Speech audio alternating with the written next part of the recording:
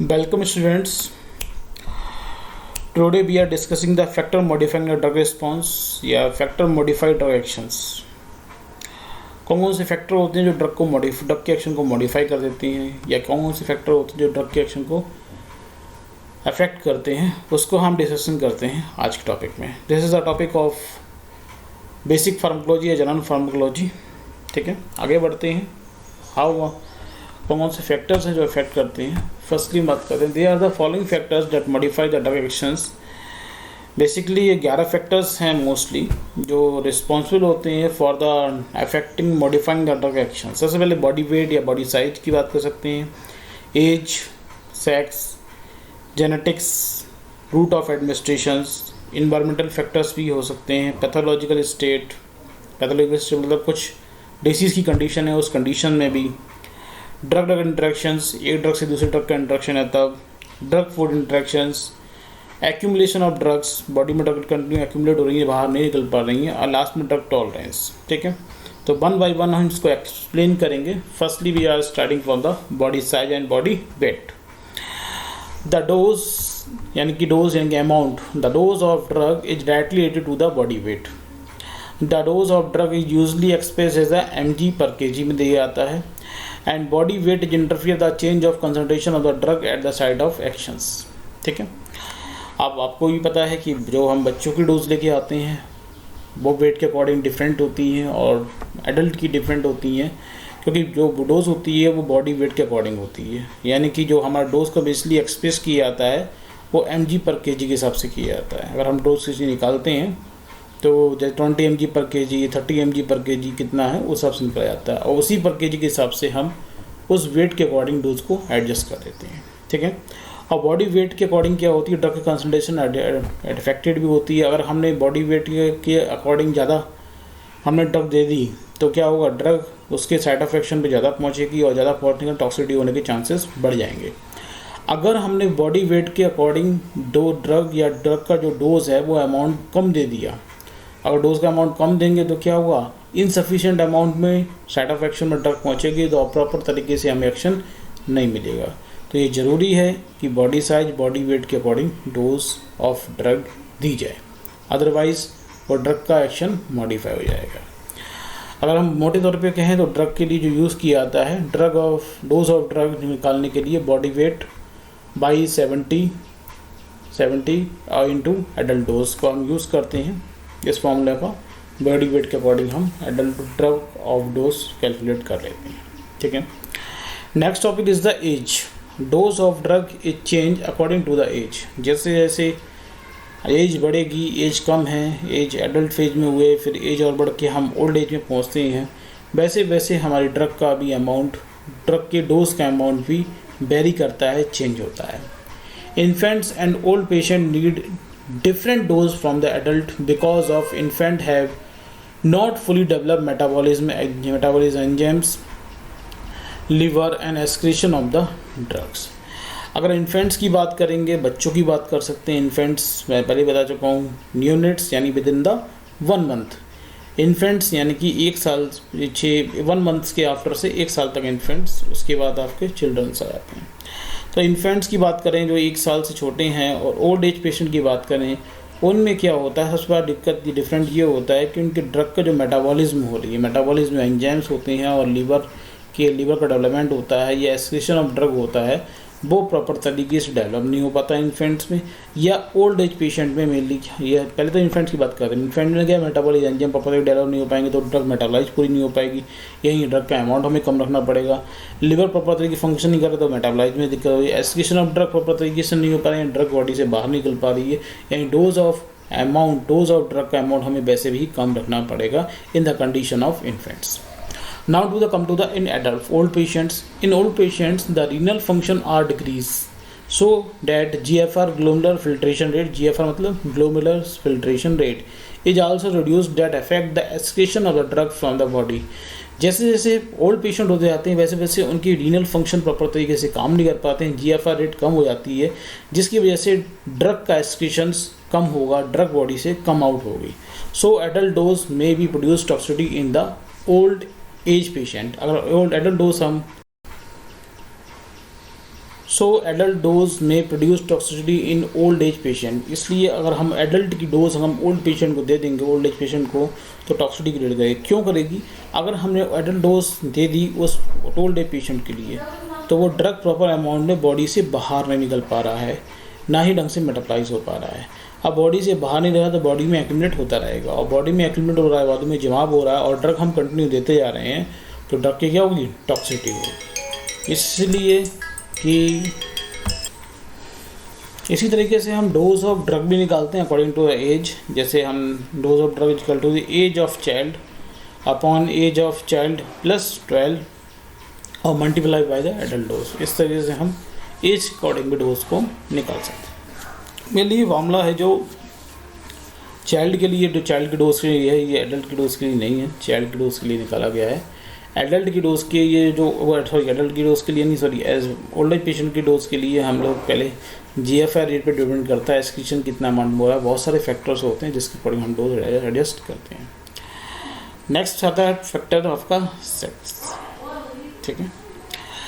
Some drug affect the various function of the male as compare to the female. कुछ drug होती हैं जो mail में function affect करेंगी, या फीमेल में नहीं करती हैं, और कुछ ऐसे भी होती हैं जो फीमेल इफेक्ट करती हैं, मेल में नहीं करती हैं। तो इसलिए क्या है, सेक्स के अकॉर्डिंग क्या है, ड्रग का एक्शन क्या मॉडिफाई होता है।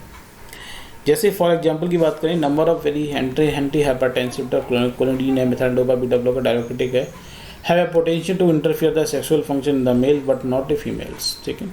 अगर एंटी हाइपरटेंसिव ड्रग ये क्लोनिडीन है, मेथाडोपा, बीटा ब्लॉकर है, डायरेक्टिक्स है, लॉन्ग टर्म तक हम दें किसी पेशेंट के लिए मेल में, तो उसके सेक्सुअल फंक्शन होते हैं वो इंटरफियर हो जाते हैं as compare to the female, ठीक है।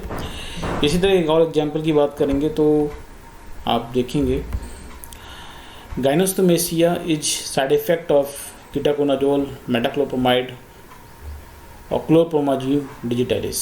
ये जो ड्रग होते हैं इन सभी कारण गाइनोमेस्थेसिया हो जाता है। That occur only in the males. Gynaecomastia पहले बताऊँ क्या होता है। गाइनोमेस्थेसिया मतलब क्या होता है कि कुछ मेल्स हैं, मेल के अंदर फीमेल जैसे कुछ कैरेक्टरिस्टिक डेवलप होना हो जाए, तो मेल के अंदर फीमेल जैसे कैरेक्टरिस्टिक जब डेवलप होने लगते हैं उस कंडीशन को हम गाइनोमेस्थेसिया बोलते हैं, ठीक है। कैरेक्टरिस्टिक्स का मतलब आप समझ रहे होंगे, बॉडी की कैरेक्टरिस्टिक्स हैं वो सब चेंज होती हैं, फीमेल के टाइप में चेंज होने लगते हैं। That is the gynaecomastia. ये mainly ketoconazole, metoclopramide, clopromide digitalis का लॉन्ग टाइम यूज़ करेंगे उसके कारण होता है। और ये क्या करते हैं कि जो हमारे बॉडी के अंदर सेक्स हार्मोन्स हैं जैसे कि एस्ट्रोजन्स हैं और आपके टेस्टोस्टेरोन्स हैं, उनके लेवल में डिस्टर्ब, उनके लेवल को इंटरफेयर करते हैं, जिसकी वजह से गाइनोमेस्थेसिया जैसी कंडीशन प्रोड्यूस होती है, but is only in the man not a female. Some drug cross the placenta barrier and affect the development of the fetus, so these drugs should be avoided in the pregnancy. Morphine, diazepam and phenobarbitons. इसी तरह से कुछ drug होती हैं वो female को नहीं देनी चाहिए ड्यूरिंग द प्रेगनेंसी कंडीशन में, क्योंकि ये सभी ड्रग होती हैं वो आसानी से प्लेसेंटा बैरियर क्रॉस कर जाती हैं और फीटस को अफेक्टेड कर सकती हैं। तो यानी कि according to the sex drug हमारी एक्शन को मॉडिफाई कर देती है। नंबर 4 आते हैं जेनेटिक्स पे। The dose of drug to produce a different effect in the 4 to 6 individual from the 1000 people, 10,000 peoples. This is due to the genetic modification. Genetic modification interfere the action of the transporters, metabolic enzymes, ion channels and the receptors. ठीक है। अगर मैं बात करूँगा 10,000 peoples में से 4 से 6 patient ऐसे इंडिविजुअल होते हैं जिनका ड्रग का प्रॉपर तरीके से रिस्पॉन्स ना हो, कोई डिफरेंट इफेक्ट आता है। क्यों आता है? क्योंकि उनकी जेनेटिक मॉडिफिकेशन की वजह से आता है। जेनेटिक मॉडिफिकेशन की वजह से क्या होती है, उनके ट्रांसपोर्टर का स्ट्रक्चर चेंज हो जाता है, मेटाबॉलिक एंजाइम का स्ट्रक्चर चेंज हो जाता है, या उनकी प्रॉपर्टी चेंज हो जाती है, चैनल्स और उनके रिसेप्टर का भी प्रॉपर्टीज़ या स्ट्रक्चर चेंज होने की वजह से वो एक्शन नहीं मिलते जो हमें और अदर पीपल्स पे दिख रहे होते हैं, जैसे the genetic modifications. And is the route of drug administration. Route of drug administration भी हमारे एक्शन ऑफ ड्रग को अफेक्ट करते हैं। The route of drug administration affect the action of drug because the rate and extent of drug to reach system circulation depend upon the route of administration. But it को bioavailability भी कह सकते हैं, क्योंकि हर root के according बायोबिलिटी अलग है। बायोबिलिटी को मैंने पहले ही बताया था, कितने अमाउंट में कितनी रेट से वो ड्रग हमारे सिस्टम सर्कुलेशन में पहुँच जाएगी, that is the bioavailability. Parenteral route की, आईवी रूट की बायोबिलिटी 100% है, ओरल रूट की सबसे ख़राब है। ओरल रूट की बहुत कम है as compare to the IV. क्यों? ओरल रूट में जितने हम ड्रग दे रहे हैं at the site of administration और सिस्टम सर्कुलेशन बहुत कम अमाउंट में पहुंचता है। तो रूट ऑफ एडमिनिस्ट्रेशन ये इफेक्ट कर। तो पहला फैक्टर जो रूट ऑफ एडमिशन है वो आपके वायबिलिटी के लिए अफेक्ट करता है, क्योंकि हर रूट से डिफरेंट अमाउंट ऑफ ड्रग हमारे सिस्टम सर्कुलेशन पहुँचती है। अगर ओरल से देंगे तो कुछ और अमाउंट में पहुँचेगी, ओरल से हम देंगे तो कुछ जितनी हमने दी ओरल रूट से उतनी ना पहुँचे, कुछ और अमाउंट में पहुँचेगी सिस्टम सर्कुलेशन में, और आईवी रूट में हम जितनी देते हैं वो पूरी पहुँच जाती है सिस्टम सर्कुलेशन में। That is the difference between the viability और वायबिलिटी की वजह से इनमें एक्शन में डिफरेंट आ जाता है। Parenteral route give a rapid action as compare to the oral route, simple है। Some drug produce a different action from the different route. अब ये बात भी आती है, कुछ ड्रग के साथ ऐसा भी देखा गया है कि अगर एक ड्रग को हम इस पेरेंटल रूट से दे रहे हैं फिर उसे ओरल रूट से दें तो एक्शन डिफरेंट हो जाते हैं, ऐसा होता भी है। फॉर एग्जाम्पल बताऊँ, magnesium sulphate are given orally cause purgative. अगर मैग्नीशियम सल्फेट को हम ओरली देते हैं तो परगेटिव से काम करते हैं। Purgatives are the those agents that enhance the bowel movements and use in the treatment of constipations. यानी परगेटिव वो एजेंट्स हैं जो कि बाउल मूवमेंट को हमारे बढ़ा देते हैं, इंटेस्टाइनल मोशन को बढ़ा देते हैं और कॉन्स्टिपेशन में यूज़ होते हैं। अगर MgSO4 मैग्नीशियम सल्फेट को हम ओरली देते हैं तो परगेटिव जैसा काम करता है, but given the IV route it produces CNS depression actions. अगर आप आईवी रूट से देखेंगे तो सीएनएस डिप्रेशन एक्शन देगा, not a purgative action. Route change हुआ, एक्शन चेंज हुआ, तो route of administration is also the modify the actions. ठीक है, नेक्स्ट हम बातें नंबर 6 की बात करेंगे पॉइंट्स की। तो नंबर 6 हमारा पॉइंट होता है environmental factors. Several environmental factor affect the drug response. Exposure of insecticides, heavy metals, tobacco, smoke induce the drug metabolism. ठीक है, कैसे अफेक्ट करते हैं, क्योंकि बहुत सारे फैक्टर्स हैं जो ड्रग की मेटाबॉलिज्म को अफेक्टेड करते हैं। इंसेक्टिसाइड है, हैवी मेटल है, टैबैको, स्मोक है, ये सब क्या करते हैं, ड्रग के मेटाबॉलिज्म रेट को बढ़ा देते हैं। ड्रग जितनी ज़्यादा मेटाबॉलाइज होगी उतना इनएक्टिव फॉर्म में जल्दी कन्वर्ट होगी, इनएक्टिव फॉर्म जितनी जल्दी कन्वर्ट होगी उतना कम एक्शन बॉडी पर उनका पड़ेगा। तो यानी कि इन्वायरमेंटल फैक्टर क्या कर रहे हैं, ड्रग के मेटाबॉलिज्म को अफेक्ट कर रहे हैं और डायरेक्टली उसके एक्शन पे इफेक्ट पड़ता है। नेक्स्ट आते हैं पैथोलॉजिकल स्टेज। पैथोलॉजिकल स्टेज यानी कि डिसीज़ की स्टेज। कोई भी डिसीज़ की स्टेज है वो भी उसके ड्रग के एक्शन पे अफेक्ट करती है, ड्रग का एक्शन मॉडिफाई करती है। कैसे? Some drug modify the action due to the several disease. These disease interfere the drug pharmacokinetic profiles means absorption, distribution, metabolism, excretion of the drugs। Mainly क्या होता है कि सबसे ज़्यादा जो पैथोलॉजिकल स्टेट में दिक्कत आती है वो आती है कि पैथोलॉजिकल स्टेट होती है वो किसी ड्रग की फार्माकोकाइनेटिक प्रोफाइल को चेंज कर देती है। हम पहली बात कर चुके हैं फार्माकोकाइनेटिक एंड फार्माकोडायनेमिक की बात है। फार्माकोकाइनेटिक यानी कि ड्रग कैसे एब्जॉर्ब हो रही है, ड्रग कैसे डिस्ट्रीब्यूट हो रही है, ड्रग कैसे मेटाबॉलाइज हो रही है, ड्रग कैसे एक्सक्रीट आउट हो रही है from the body. And pharmacodynamic यानी कि ड्रग का मैकेनिकल एक्शन क्या है, ड्रग के फॉर्मुलेशन क्या है, ड्रग के इंट्रैक्शन क्या है, ड्रग के साइड इफेक्ट क्या है, ड्रग के कंट्रांडिकेशन क्या है, ड्रग का क्या यूज है, that come into the pharmacodynamic. Kinetic की बात कर रहे हैं एडीएमई, तो एडीएमई अफेक्ट करता है majority of number of pathological disorders. क्या करते हैं, फॉर एग्जांपल जीआईटी डिसीज, ये disease interfere the drug absorption. जितनी भी जीआईटी डिसीज होती हैं मोबाइल ड्रग के एब्जॉर्प्शन को अफेक्ट करती है। फॉर एग्जांपल की बात करें कॉन्स्टिपेशन अगर है तो decrease the absorption of drug. Constipation condition में मेजॉरिटी ऑफ ड्रग का एब्जॉर्प्शन कम हो जाता है, that is the GIT disease. Liver disease की बात करें तो मेटाबॉलिज्म ड्रग चेंज हो जाते हैं। लिवर डिसीज कंडीशन में कुछ ड्रग की मेटाबॉलिज्म रेट बहुत ज़्यादा बढ़ जाएगी, कुछ ड्रग की मेटाबॉलिज्म कम हो जाएगी। इसी तरीके से किडनी डिसीज की क्या होता है, एक्सक्रीशन ऑफ ड्रग चेंज हो जाएगा, जिससे ड्रग बॉडी से बाहर कम अमाउंट में या ज़्यादा अमाउंट में निकल रहा है, that modify the action of drug. ठीक है, now come to the drug drug interaction. Drug drug interaction कैसे होता है, व्हेन टू और more drug given in the same time they may be either change the action of another drug और first drug. जब हम दो या दो से ज़्यादा ड्रग एक सेम टाइम में लेते हैं तो उसके कारण क्या होता है, एक ड्रग दूसरी ड्रग का एक्शन चेंज करेगी या दूसरी ड्रग उस पहले ड्रग के एक्शन को चेंज कर सकती है। उसको कंडीशन पे बोलते हैं ड्रग ड्रग इंटरेक्शन। ड्रग के कारण एक दूसरे ड्रग का एक्शन चेंज हो रहा है, that is the drug drug interactions. Drug drug interaction जो होता है, in interaction drug take place pharmacokinetic level and pharmacodynamic level. ये जो ड्रग ड्रग इंटरेक्शन है दोनों पॉसिबल लेवल पे पॉसिबल है।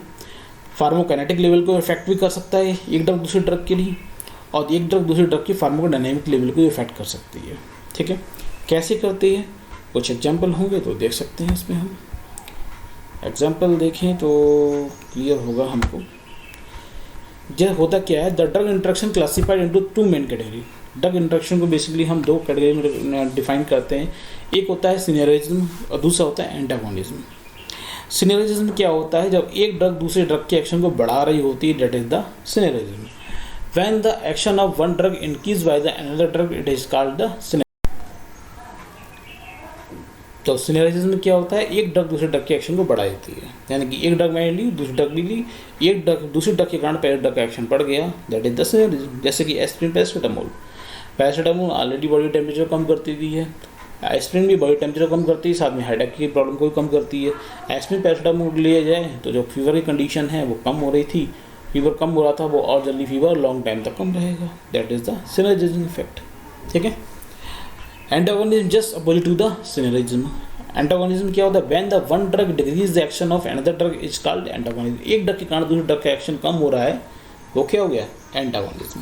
For example atropine decrease the action of acetylcholine on muscarinic receptor. अगर एट्रोपिन को एसिटाइलकोलिन के साथ दे दिया जाए तो एट्रोपिन एसिटाइलकोलिन के एक्शन को कम कर देती है मस्कुलिन रिसेप्टर पे, यानी एक ड्रग के कारण दूसरे ड्रग का एक्शन कम हुआ, दैट इज द एंटागोनिज्म। ठीक है, ये हुआ हमारा ड्रग ड्रग इंटरेक्शन की बात हुई। अब आते हैं drug food interactions. Drug food interaction क्या होता है, when the drug are taken before meals the absorption of drug is greater but irritation is produced in the GIT due to the direct contact on the drug with the walls of the GIT।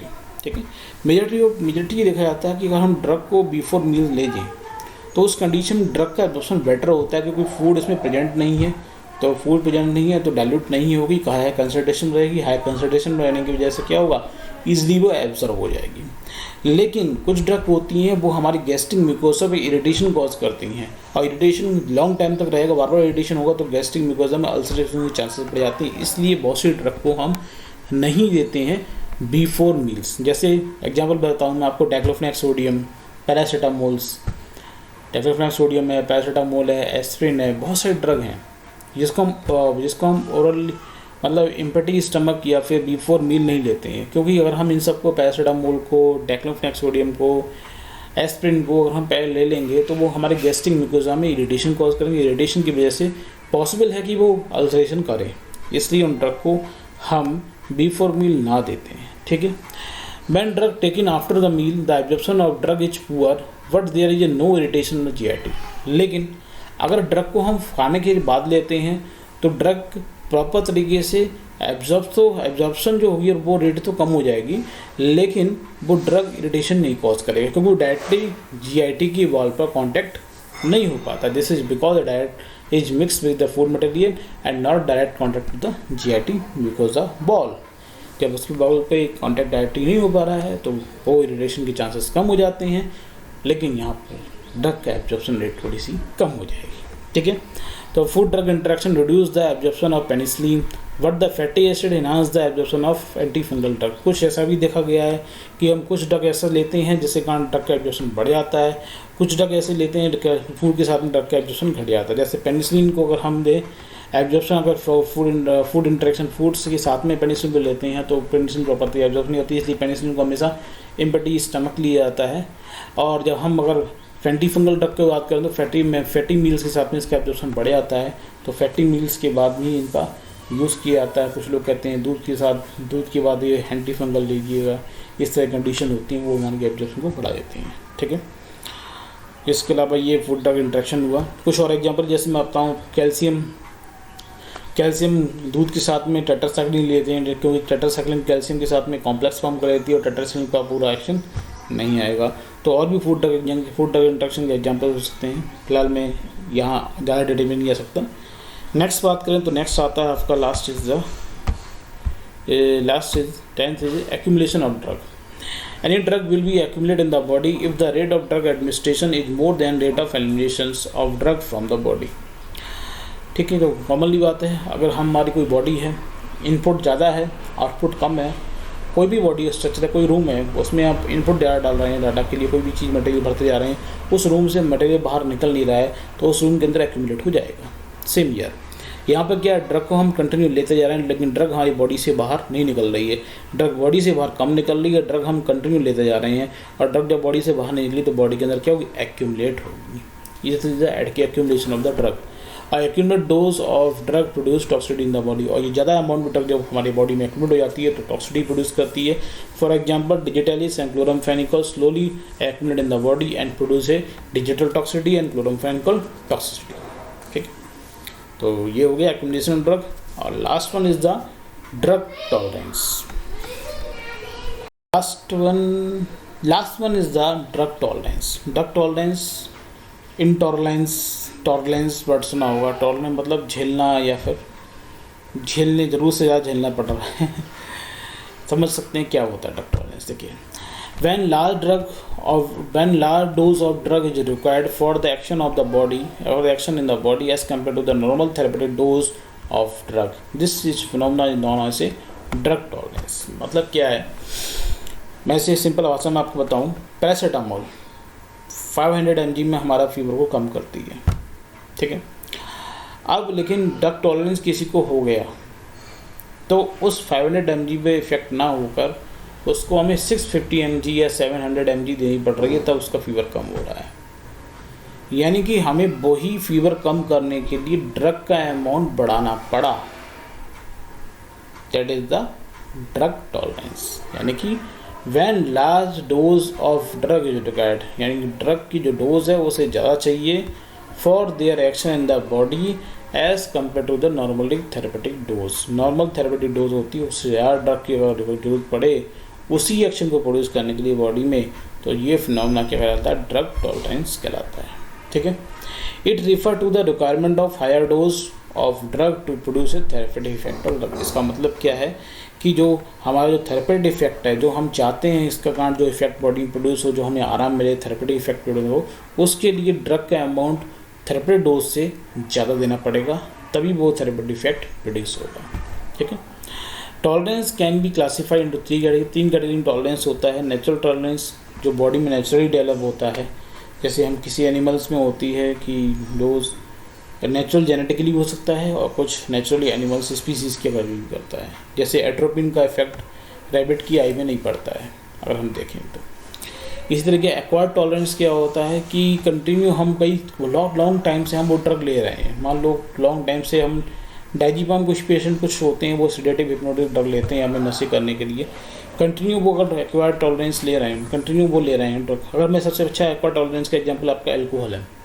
Alcohol कोई रोज़, हर रोज़ 100 ml रोज़ ले रहा है, एक time आएगा 100 ml से उसको नशा ही नहीं होगा, तो उसको कितनी जरूरत होगी, 150 ml की जरूरत होगी। That is the acquired tolerance. मतलब एक्वायर्ड टॉलरेंस जनरेट हो रहा है कंटिन्यू ड्रग के कारण। क्रॉस टॉलरेंस का मतलब क्या होता है कि एक ड्रग के कारण दूसरे ड्रग का इफेक्ट कम हो रहा है। That is the cross tolerance. Cross tolerance में से समझ सकता हूँ मैं आपको, जैसे कोई लॉन्ग टाइम तक अल्कोहल लेने वाला है, बहुत ज़्यादा सेडेटिव, बहुत ज़्यादा अल्कोहल लेने वाला पेशेंट है, उसको हम अगर सेडेटिव या हिप्नोटिक ड्रग्स देंगे तो वो इतना इफेक्ट नहीं कर पाती हैं। क्यों?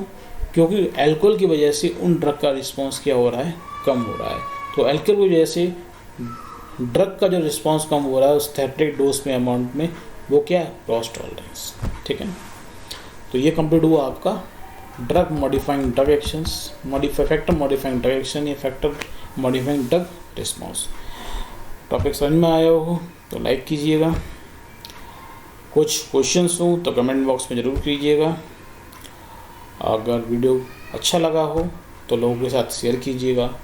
अगर मेरे चैनल को सब्सक्राइब नहीं किया गया तो मेरे चैनल को सब्सक्राइब जरूर कीजिएगा। तब नेक्स्ट टॉपिक मिलेंगे, तब तक के लिए थैंक यू, धन्यवाद।